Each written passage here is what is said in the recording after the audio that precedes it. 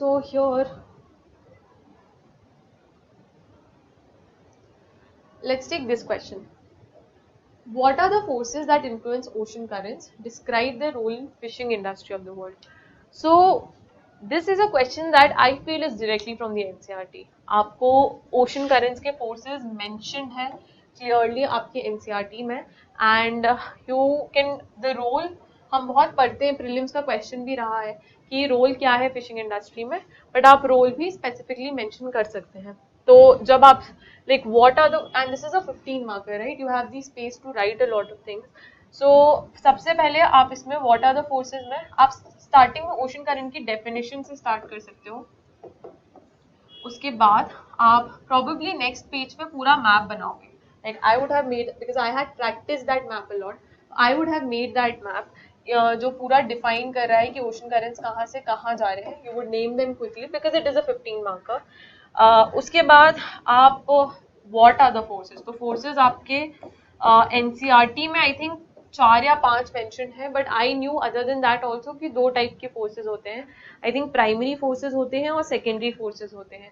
तो आपके जो प्राइमरी फोर्सेज होते हैं आप उसको डिवाइड कर सकते थे, प्राइमरी फोर्सेज, एंड इन सब में आपको एग्जाम्पल देने एंड सेकेंडरी फोर्सेज.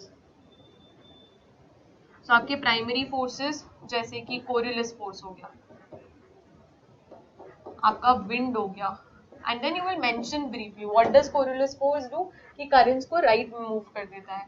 आपको ग्रेविटी मेंशन करना है, gravity leads to ocean currents. You will mention wind, example दोगे आप कि ये पर्टिकुलर विंड है, फॉर एग्जाम्पल ये ट्रेड विंड है, तो ये जो आपका इंडियन करंट होता है उसको टुवर्ड्स इंडियन ओशन ले जाती है और इंडियन सब कॉन्टिनेंट की तरफ ले जाती है.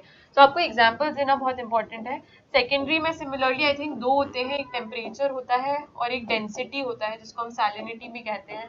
तो कैसे मूव करता है, हाई टेम्परेचर टू लो करता है या low to high, you will mention that, and then you will give an example कि इक्वेटर से पानी इज मूविंग टुवर्ड्स पोल या पोल से it's moving towards here. Similarly for density also you will mention कि salinity पे depend करता है. If you know some figures around कि इतने सैलिनिटी होने चाहिए तो सही रहता है, you can mention that.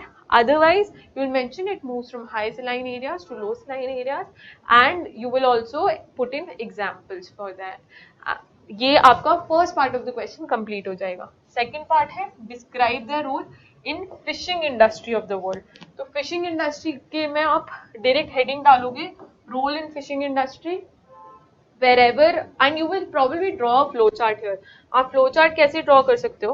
So we'll look through.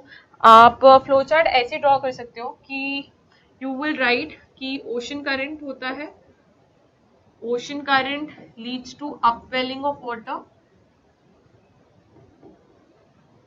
Upwelling की वजह से जो है आपके फाइटोप्लैंक्टन्स और आप बोल सकते हो nutrients come on the surface, and then you will write fish production, higher fish production. So this is like a flow chart that you could draw, and आप इससे अपना रोल की स्टार्टिंग कर सकते हो. एंड देन सेकंड पॉइंट होगा wherever you know warm and cold ocean currents meet, those are the best fishing grounds in the world. ये हमने NCERT में पढ़ा है. You will mention that, you will put in examples, बहुत सारे Peru coast, Japan coast, इन सब के आप एग्जाम्पल्स पुट करोगे एंड देन आप खत्म कर दोगे. फिर आप एंड में एक कंक्लूजन पुट इन करोगे कि probably something like El Nino and La Nina are bringing changes in the ocean current structure, and we scientists are still trying to figure out what in which direction probably the ocean currents are moving, or how the ocean currents are bringing a change in the world's geophysical structures. So this is the kind of conclusion you could give, but NCERT question, direct question, just write your content in a clean and structured manner, draw your map, geography mein nothing can replace map, and just get done with it.